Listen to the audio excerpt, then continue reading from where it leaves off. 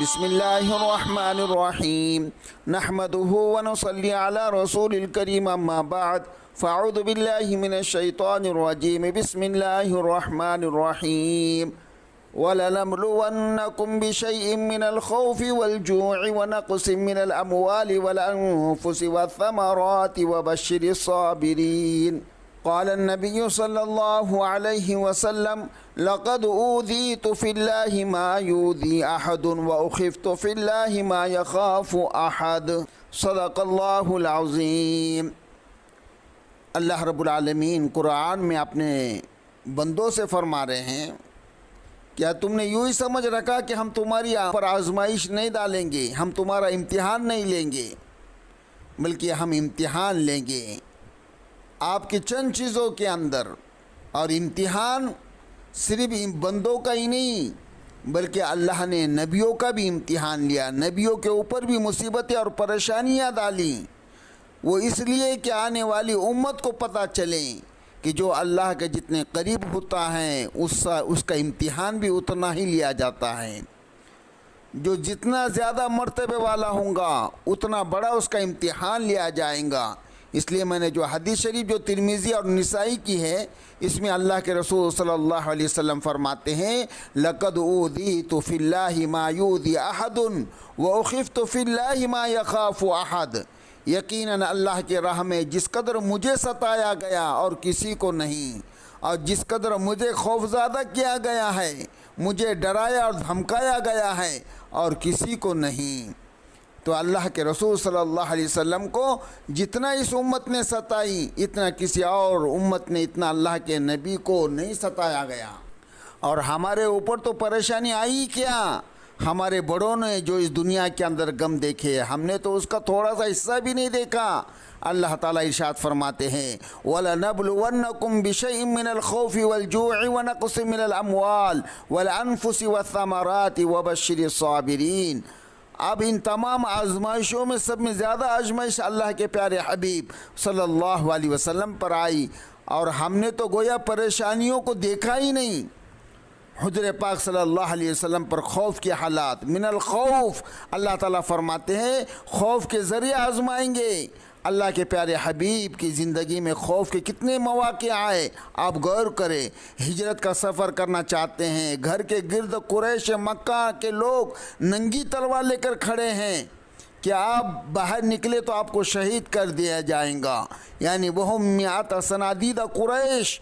روایتوں کے اندر آتا ہے کہ 100 بہادر قریش نے اللہ کے رسول صلی اللہ علیہ وسلم کو گھیرا ڈال کے کھڑے ہوئے تھے اور ان کے ہاتھوں میں ننگی تلوار تھی۔ ذرا محسوس کرے کہ باہر لوگوں نے گھیرا کیا ہوا ہے اور انسان گھر کے اندر اکیلا ہو تو دل پر کیا کیفیت ہوں گی۔ پھر آپ صلی اللہ علیہ وسلم جب وہاں سے نکلے تو غار ثور میں پہنچے، مکے کے لوگوں نے انعام متعین کر دیا، جو ڈھونڈ نکالیں گا 100 اونٹ اس کو انعام دیے جائیں گے۔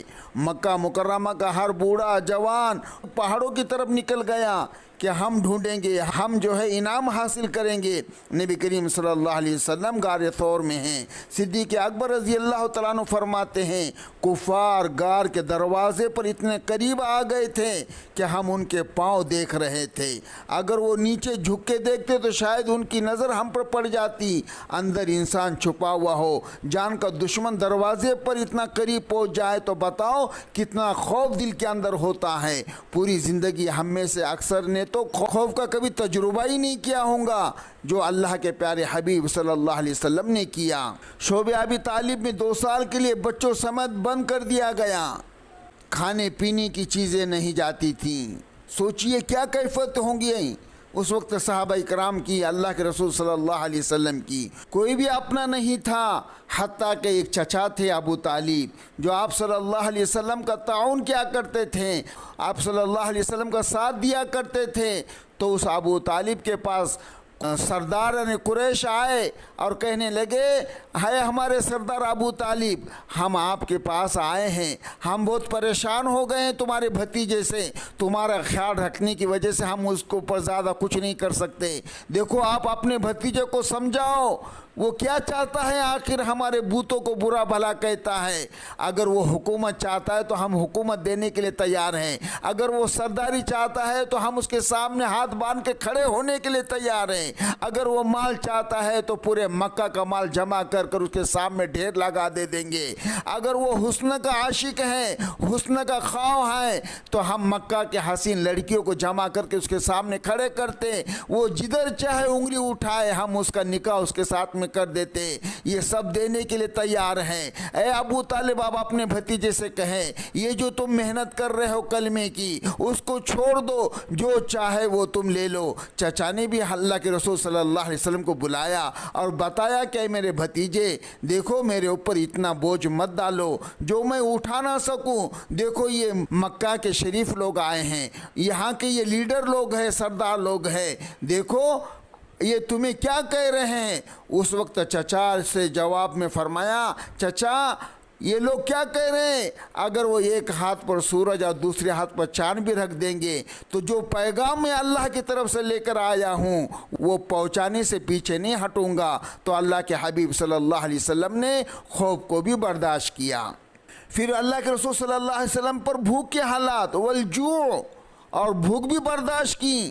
سیدہ عائشہ صدیقہ رضی اللہ تعالیٰ عنہ فرماتی ہے کہ نبوت کے 23 سال میں سے کوئی 3 دن ایسے نہیں گزرے کہ اللہ کے رسول صلی اللہ علیہ وسلم نے کبھی ان 3 دنوں پیٹ بھر کر کھانا کھایا ہو۔ ایک دن کھانا کھایا تو دوسرے دن فاقہ، 2 دن کھایا تو تیسرے دن فاقہ۔ ہمیں دن میں اگر 3 دفعہ نہیں ملا تو 2 دفعہ مل ہی جاتا ہے، اگر 2 دفعہ نہیں ملا تو 1 مرتبہ تو ہر شخص کھاتا ہی کھاتا ہے۔ اس لیے ہمیں بھوک کا کیا احساس ہے کہ بھوک کیا چیز ہوتی ہے۔ اللہ کے حبیب صلی اللہ علیہ وسلم نے اس قدر بھوک برداشت فرمائی کہ سیدہ عائشہ صدیقہ رضی اللہ تعالیٰ عنہ فرماتی ہیں کئی مہینے ہمارا 2 چیزوں کے اوپر گزار ہوتا تھا، ایک کھجور پر، دوسرا پانی پر۔ کھجور کھا لیتے تھے اور پانی پی لیتے تھے، مہینے اسی طرح گزر جاتے تھے، 1 ہفتہ نہیں بلکہ مہینے، 3 مہینے صرف کھجور کے اوپر اور پانی کے اوپر۔ فرماتی ہے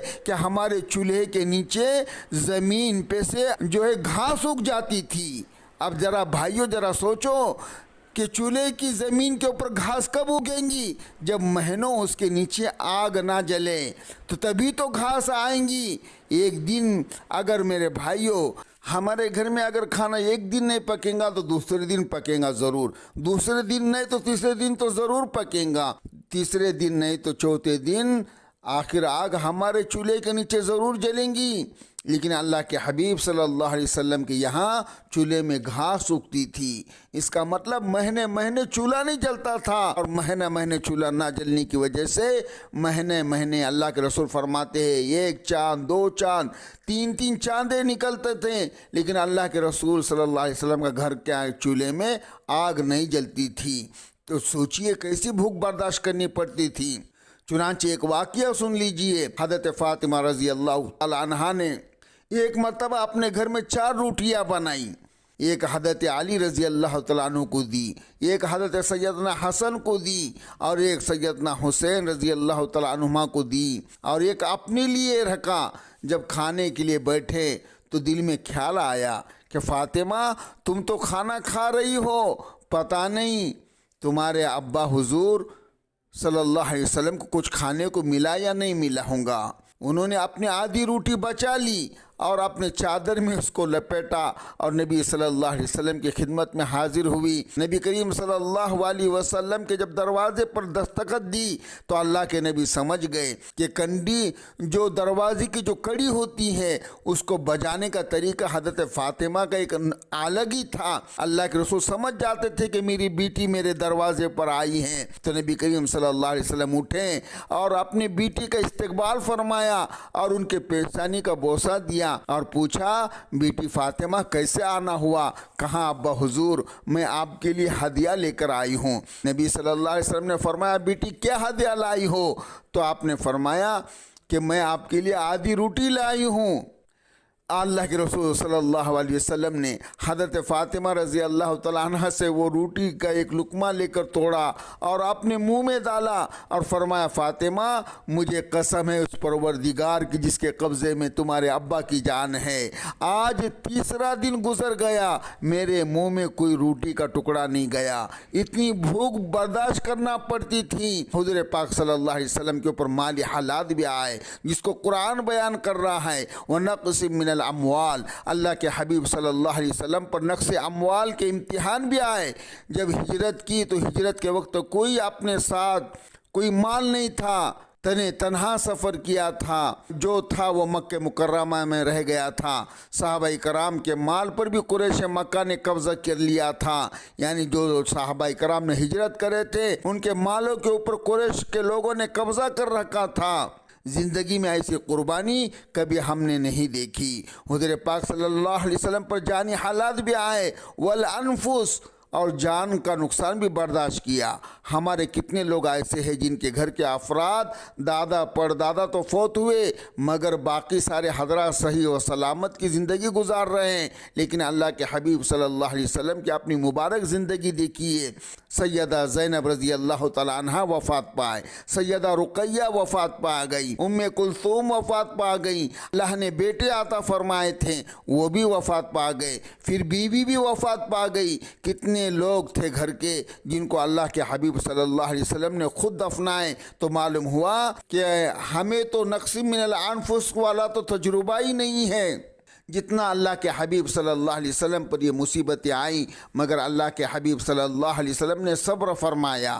ہم بھی تو صبر کرے، بے صبری سے کیا ہوتا ہے؟ بے صبری سے صبر کا ثواب ختم ہو جاتا ہے، مصیبت تو نہیں ٹلا کرتی، پھر بے صبری کا کوئی فائدہ ہی نہیں۔ اس لیے فرمایا کہ جب بھی اللہ کی طرف سے مصیبت آئے تو تم صبر کرو، جب تم صبر کریں گے تو اللہ رب العالمین کی مدد تمہارے ساتھ میں ہوں گی۔ اگر زندگی میں مشکل حالات آئے تو یہ بھی سوچئے کہ اللہ نے ایسے حالات بھی تو ہمارے رکھے تھے کہ ہم اچھی زندگی گزار رہے تھے، ابھی تھوڑے بہت حالات آ جائے تو ہم اللہ کے حکموں کو نہ چھوڑیں۔